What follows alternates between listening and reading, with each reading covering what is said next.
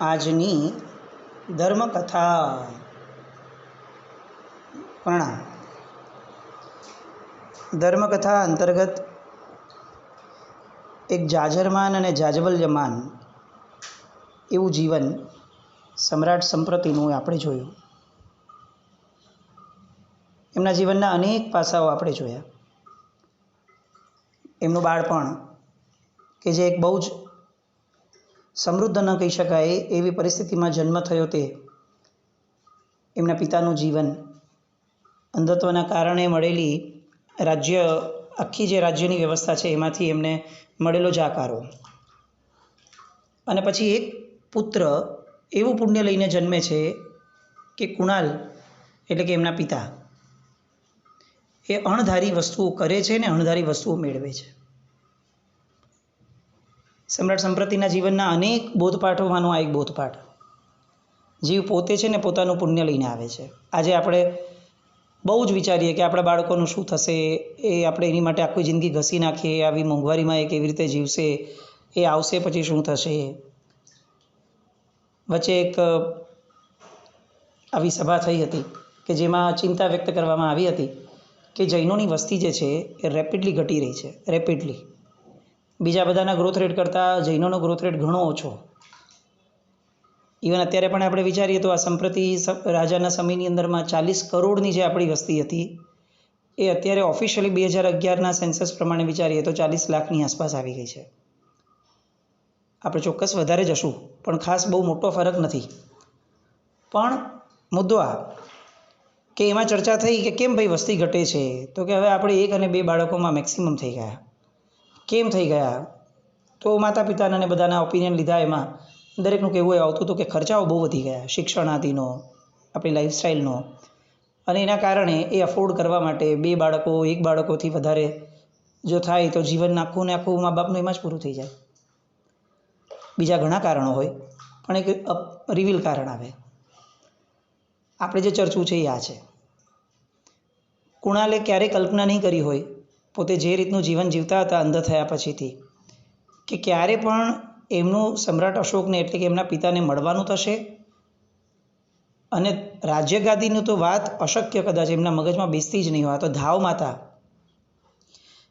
એમનો આગ્રહ અને કુણાલનું એ દિશામાં આગળ વધવું, પણ આ બધું મૂળમાં સમ્રાટ સંપ્રતિના પુણ્યથી થયું. બાળક છે ને પોતાનું પુણ્ય લઈને આવે છે, અને પુણ્ય એવું તત્વ છે કે જે ધાર્યું ન કરાવે, જે અણધાર્યું જ કરાવે. આપણે બધા જીવનમાં ધર્મ ખૂબ વધારતા ગયા, પણ પુણ્ય અને પાપ નામના તત્વ પરની શ્રદ્ધામાં આપણે બહુ જ માયકાંગલા થતા ગયા. આપણને દરેક વસ્તુ પુરુષાર્થથી મેળવવાની ભાવના જાગે, અને કર્તૃત્વ પણ હોય કે હું કરીશ તો જ થશે. ભાઈ, કેટલીક વસ્તુઓ કર્યા પછીથી પુણ્ય ઉપર છોડવાની વાત, એ તો લોકોત્તર શાસનની એક બહુ જ અમૂલ્ય ભેટ છે આ જગતને. જે આખું જગત કર્તૃત્વમાં પડે છે, ત્યાં આ વસ્તુ કહેવામાં આવે કે ભૌતિક જગત જે છે એ પુણ્યથી ચાલે છે. પૂર્વભવના જે પણ સારા નરસા કામો છે એ બધાના કારણે એક ભાગ્યનું નિર્માણ થાય છે, અને એ ભાગ્ય એ જીવનમાં આગળ પ્રેરે છે. મૂળ વાત, સમ્રાટ સંપ્રતિ એના જન્મતા કોઈએ કલ્પના ન કરી હોય કે આ માણસ ભવિષ્ય આવું ભોગવશે. એક ઝૂંપડી જેવી અવસ્થામાં જન્મેલો બાળક એ ઓલમોસ્ટ એલેક્ઝાન્ડરથી વધારે રાજ્ય સત્તા જેને ભોગવી હતી એવો રાજા બનશે. આપણે સિકંદરને વિશ્વ વિજેતા ગણીએ છીએ, નેપોલિયનને વિશ્વ વિજેતા ગણીએ છીએ, પણ ક્યાંય આપણા તરફથી આપણા ઇતિહાસકારોએ સમ્રાટ સંપ્રતિને આ બાબતમાં ક્યાંય જોડ્યા જ નથી. અને ન જોડવાનું મુખ્ય કારણ એ જૈન રાજા હતો. એટલે અત્યારે જેટલો ભણાવાતો ઇતિહાસ છે ને એ જોઈ લઈએ, ક્યાંય પણ કોઈ જૈન રાજાને ક્યારે પણ મહત્ત્વ આપવામાં આવ્યું નથી. ને અગર મહત્ત્વ અપાયું પણ હોય તો એ એની જૈન અવસ્થાની પહેલાં અથવા પછીની અવસ્થામાં હોય. કેટલા બધા આવા દૃષ્ટાંતો. સિદ્ધરાજ જયસિંહ, એનો ઉલ્લેખ આખો ઇતિહાસમાં આવ્યો હતો. સિદ્ધરાજ જયસિંહના જૈનપણાનો ઉલ્લેખ ક્યાંય ના આવ્યો. સિદ્ધરાજ જયસિંહને મહાદેવનો ભક્ત કહેવામાં આવ્યો. વચ્ચે એક મૂવી આવ્યું હતું, ગુજરાતી મૂવી, અને કુમારપાળ મહારાજા જે છે એ કુમારપાળ મહારાજાનો એમાં આખો ઉલ્લેખ જે છે એ મહાદેવના ભક્ત તરીકેનો કરવામાં આવ્યો. અને જ્યારે એ જૈનપણું ભોગવવા માટે 50 વર્ષ પછી એ કલિકાલ સર્વજ્ઞની પ્રેરણાથી જોડાયા, તો એ અવસ્થાને એમણે સાવ એક નબળી નિર્માલ્ય અવસ્થા તરીકે મૂવીમાં બતાવી.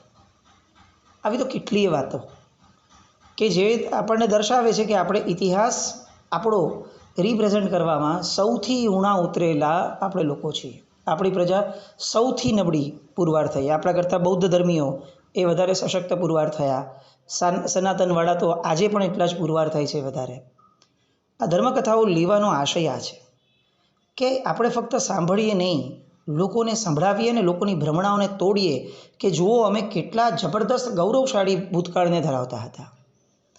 અને આ ફક્ત લોકોને ગાવા માટે કે વોટ્સએપ ફેરવવા માટે નહીં, જાતને પણ કહેવા માટે આ બધી ગાથાઓ છે.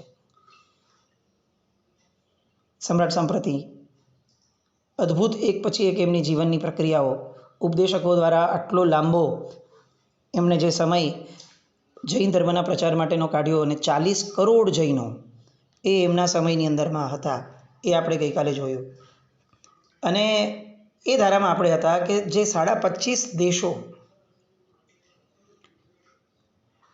જેને આર્ય દેશ કહી શકાય, એ આર્ય દેશની યાદીમાં જે 25.5 દેશો આવતા હતા, આપણે એ 25.5 દેશોના વિવરણની અંદરમાં આગળ વધ્યા હતા. હવે 25.5 દેશોના નામો કે જે શાસ્ત્રોમાં આપ્યા છે કે કાયમ માટે આર્ય દેશ હોય છે, એવા આર્ય દેશ ગણાતા 25.5 દેશોના પ્રાચીન નામો અને એ આપણી પોપ્યુલારિટી પ્રમાણે, એટલે કે આપણે જે રીતે જાણીએ છીએ એ રીતે એમનું નામ શું છે, એ બંને જાણવા માટેના આયામ સુધી આપણે આવ્યા હતા.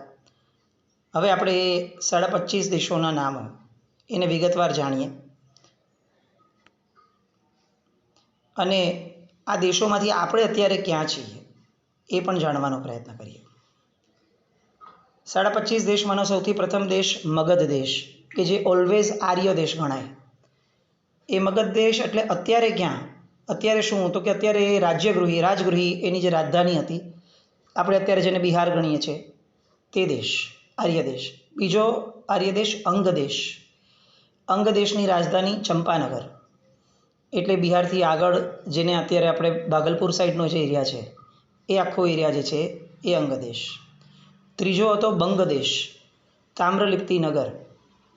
આ જે છે એ પણ આ આજનું જે બંગાળ આદિ જે રાજ્યો છે એ બધા રાજ્યો એ આર્ય દેશમાં ગણાતા. આપણને ઘણી વસ્તુઓ સાંભળ્યા પછી આની ચર્ચામાં જ્યારે જશું ત્યારે ખરેખર આશ્ચર્ય થશે કે જે દેશો અત્યારે આપણને રેયરલી આર્ય દેખાય છે એ દેશો આર્ય પ્રજાથી ભરપૂર હતા, અને જે દેશો અત્યારે આપણને ભરપૂર આર્ય દેખાય છે એ દેશોની નોંધ પણ કંઈ આ 25.5 દેશોમાં આપણા શાસ્ત્રોમાં લીધી નથી. આપણે આગળ વધીએ. ચોથું રાજ્ય એ હતું કલિંગ દેશ, એટલે અત્યારનું ઓરિસ્સા વગેરે જે છે એ આખું કલિંગ દેશની અંદરમાં આવે. પાંચમો હતો કાશી દેશ, અત્યારનો યુપી સાઈડનો એરિયા. છઠ્ઠું હતો કૌશલ દેશ, પછી કુરુક્ષેત્ર. આઠમો છે કુશાવર્ત દેશ, પછી છે પાંચાલ દેશ. આ બધા જ એરિયાઝ જે છે અત્યારે આપણે આપણી માટે આ નામો એ આપણે આપણો ઇતિહાસ ભણ્યા નથી ને એટલે કદાચ આપણને અજાણ્યા લાગે છે, પણ મૂળમાં આપણા બધા રાજ્યોના નામો પહેલાં આવા હતા, આ જ હતા જે શાસ્ત્રોમાં વર્ણવ્યા છે કે 25.5 દેશો એ આર્ય દેશ ગણાય. એ 25.5 દેશોના નામો આ બધા જ આપવામાં આવ્યા હતા. પછીથી આપણે આ દેશો અત્યારે કયા કયા રાજ્યો તરીકે ઓળખાય છે એની પણ વિગતવાર ચર્ચામાં જશું. પહેલાં અત્યારે 25 દેશોના નામ જોઈ લઈએ. 10મો દેશ છે જંગલ દેશ, 11 છે સૌરાષ્ટ્ર, 12મો છે વિદેહ, 13મો છે વત્સ દેશ, 14મો શાંડિલ્ય દેશ, 5મો મલય દેશ, 15મો, 16મો મત્સ્ય દેશ, 17 વરુણ દેશ, 18મો દશારણ દેશ, 19મો ચેતી દેશ, 20મો સિંધ અને સૌવીરનો પ્રદેશ, 21મો સુરસેન, 22મો બંગદેશ, 23મો માલદેશ, 24મો કુણાલ, 25મો લાટ દેશ અને 26મો અર્ધો કૈકઈ. આટલા પ્રદેશો 25.5 પ્રદેશો એ આર્ય દેશો કહેવાય. હવે સૌથી મહત્ત્વની વાત, આંધ્રપ્રદેશ, મહારાષ્ટ્ર, અને કર્ણાટકનો જે ભાગ છે તે, આ બધા પ્રદેશોને 25.5 દેશોમાં નથી ગણ્યા આર્યભૂમિના, પણ સમ્રાટ સંપ્રતિના જીવનકાળ પછીથી એને પૂર્વાચાર્યોએ પણ આર્ય દેશ તરીકે ગણવામાં જરા પણ એમને ક્ષોભ ન થયો. આનો અર્થ શું? અત્યારનું જે મુંબઈ છે, અત્યારનું જે મહારાષ્ટ્ર છે, એ ઓરિજિનલી અનાર્ય દેશો હતા. જો સમ્રાટ સંપ્રતિ આ જગતમાં ન આવ્યા હોત તો અત્યારે મુંબઈમાં રહેતી પ્રજા જે ભરપૂર અને પ્રચુર ધર્મ કરતી હોય છે, એ પ્રજાને ધર્મ નામનો શબ્દ પણ સાંભળવા ન મળ્યો હોત. આમ સિમ્પલી જસ્ટ લઈએ કે આપણે અત્યારે જ્યારે 18 ગચ્છનાયકોની કથા લીધેલી હતી ત્યારે આપણે એવું કહેતા હતા કે જો ધર્મસુરી મહારાજ સાહેબ મુંબઈમાં ન આવ્યા હોત તો જે ધર્મનગરી તરીકે મુંબઈની ખ્યાતિ વધી અને ધર્મનગરી તરીકે જિનાલયોથી શણગારેલું એવું મુંબઈ, એવી જે આખી વાત છે, એ ધર્મસુરી મહારાજ સાહેબ મુંબઈમાં ન આવ્યા હોત, મોહનલાલજી મહારાજ, ધર્મસુરી મહારાજ, તો કદાચ મુશ્કેલ થયું હોત.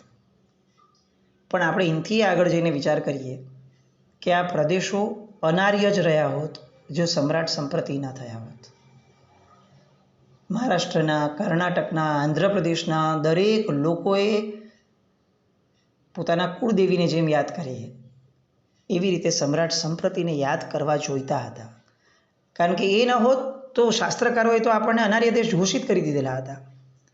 આ કેટલો મોટો ચમત્કાર સમ્રાટ સંપ્રતિ સર્જી ગયા કે પૂર્વાચાર્યો જે લખીને ગયા કે આ અનાર્ય દેશો છે, આની પ્રજા અનાર્ય હોય, એનામાં આર્ય સંસ્કૃતિ ન હોય. ઋષભદેવ ભગવાને જે સંસ્કૃતિઓ સ્થાપી એ સંસ્કૃતિઓ સાથે આ લોકોને માનસિક રીતે પણ કોઈ લેવા દેવા ન હોય એવી પ્રજા એ જ્યાં જન્મે તે અનાર્ય દેશ.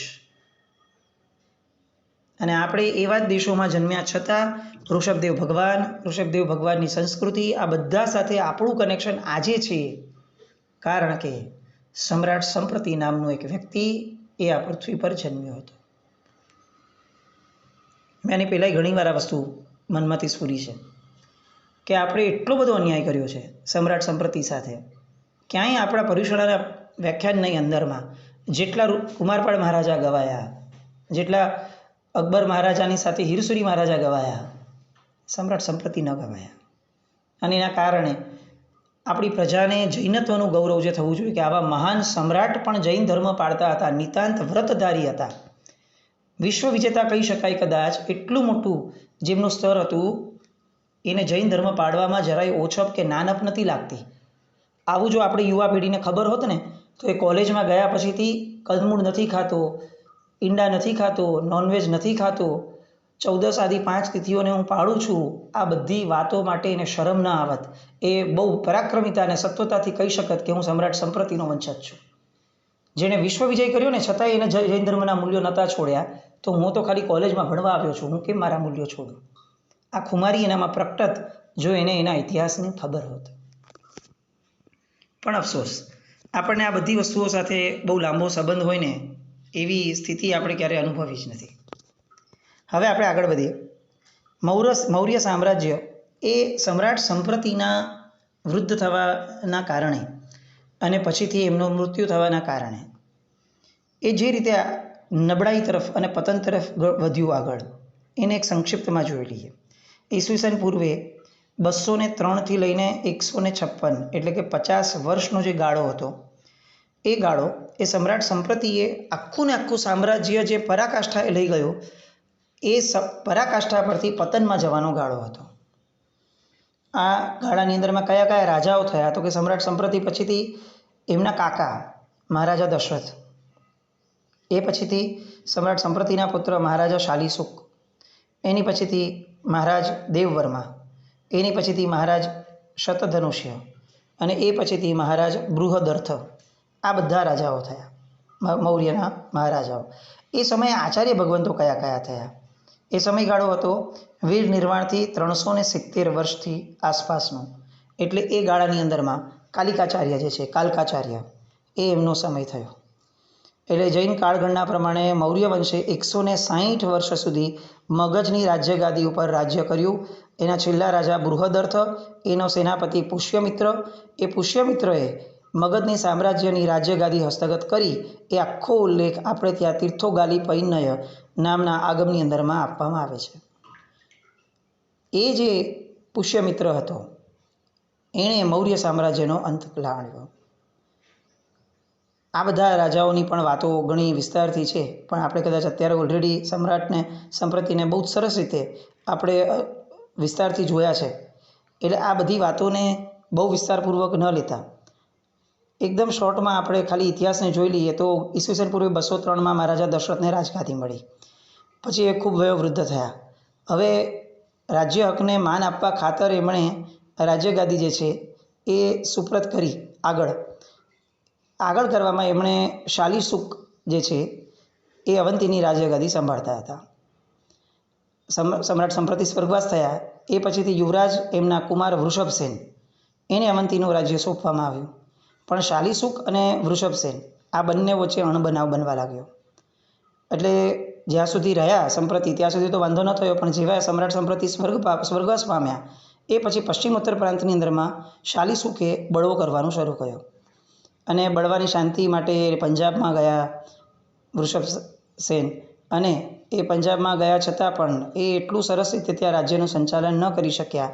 અને ત્યારથી જ આટલી મોટી સત્તા જે પ્રાપ્ત કરી હતી એ સત્તાની અંદરમાં આંતરિક ક્લેશ, કુસંપ, નિર્બળતા આ બધું વધવા લાગ્યું, જેનો લાભ લઈ અને પરદેશી રાજ્ય સત્તાઓએ આ દેશ ઉપર ઘણી બધી જગ્યાઓએ પોતાના સત્તાના સ્થાપન માટેના પ્રયત્નો શરૂ કર્યા. બધાનું જોર વધતું ગયું. એ બધા મુલક જો હતા એ લશ્કરી બળે સામ દામ દંડ અને ભેદ આ બધાની રાજનીતિથી એ બધા ખૂબ ફૂલ્યા ફાલ્યા.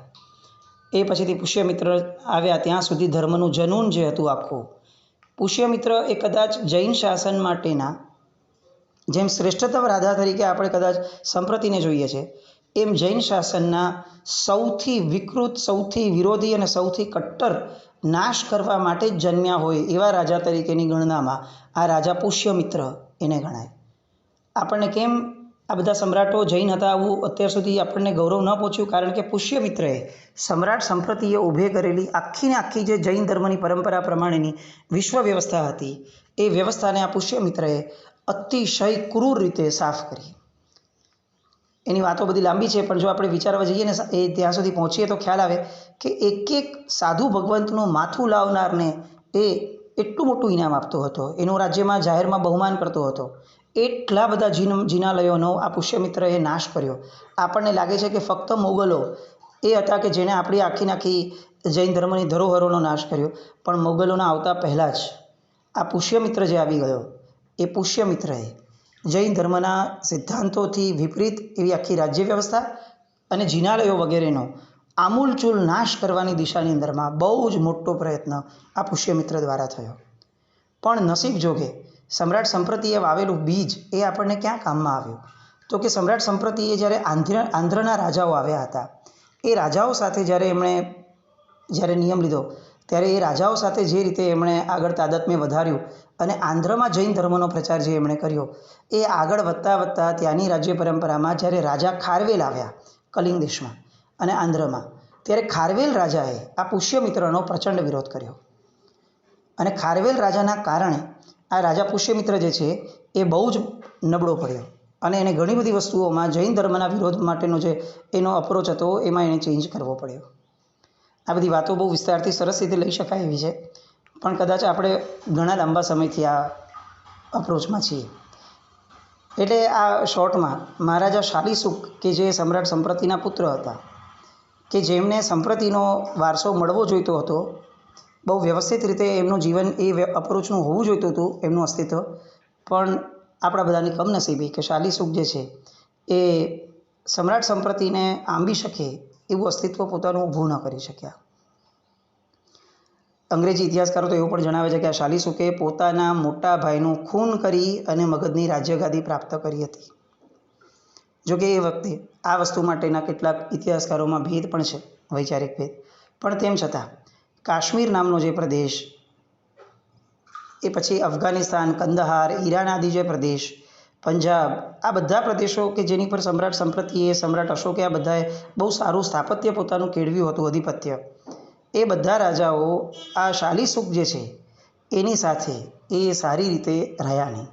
અને શાલિસુક આ બધાને નાથવામાં સફળ ન થયા અને એના કારણે આ બધા જ પ્રદેશોની અંદરમાં બહુ જ વહેલું સમ્રાટ સંપ્રતિના મૃત્યુ બાદ બહુ જ વહેલી તકે જૈન ધર્મ જે પ્રચારને પામ્યો હતો એ બહુ જ હવે એના પાછા પાણી થયા. મ્લેચ્છ લોકો અને ગ્રીક લોકો એ બધાએ આ શાલિશુક નામ રાજાના સમયમાં જ આક્રમણ કરી દીધું અને એ લોકોએ પોતાની શક્તિશાળી સેનાથી હિન્દુકુશ પર્વતને પોતાના તાબામાં લીધું. એને ઓળંગીને ભારત ઉપર આક્રમણ કર્યું. ગાંધારના રાજા જે સમય હતા સુભાગસેન, એની સાથે ભયંકર યુદ્ધ થયું, સંધિ કરી અને સંધિ કર્યા પછીથી આ બધા જે વિદેશીઓ હતા એમણે સંધિનું પાલન ન કરતા સાકેત, પંચાલ, મથુરા આ બધા રાજ્યો જે છે એ પણ એમણે હસ્તગત કર્યા અને એ બધી જગ્યાઓએ એમણે પોતાનો વાવટો ફરકાવ્યો. મગધ સામ્રાજ્ય એ ઓલમોસ્ટ પતનના દ્વાર પર હતું અને તેમ છતાં પણ આ સામ્રાજ્યમાં આંતરિક કલહ એ અટક્યો જ નહીં. એક્ઝેક્ટ આજની પરિસ્થિતિ આપણે આજે બધા જ પતનના દ્વારે આવીને ઊભા હોઈએ, આપણી આખી જનરેશન બરબાદ થઈ હોય અથવા બરબાદીના માર્ગે જતી હોય એવું જ્યારે સ્પષ્ટ ભાસે છે, તેમ છતાં આપણે આંતરિક કલહો, આંતરિક ઝઘડાઓમાંથી ઉપર આવવાનો વિચાર પણ કરતા નથી. એ સમયે પણ આવું થયું. એનો અંત એ આવ્યો કે સમ્રાટ સંપ્રતિની કરેલી આટલી જબરદસ્ત પ્રકૃષ્ટ મહેનત એ લગભગ નિષ્ફળતાને પામી. તે પ્રદેશોમાં આપણે શું પરિણામ લાવવું છે એ આપણે જોવાનું રહ્યું. સમ્રાટ સંપ્રતિની હજી પણ કેટલીક વાતો કેટલાક દિવસો માટે આપણે જોઈ અને એના પછીથી ખારવેલાદી રાજાઓએ જે રીતે જૈન ધર્મનું જતન કર્યું અને જે રીતે આગવી પરંપરાથી એમણે જૈન ધર્મને આગળ વધાર્યો એની કેટલીક વાતો સંવેદી અને ત્યારબાદ પછી આપણે આગળના આયામ તરફ વધીએ.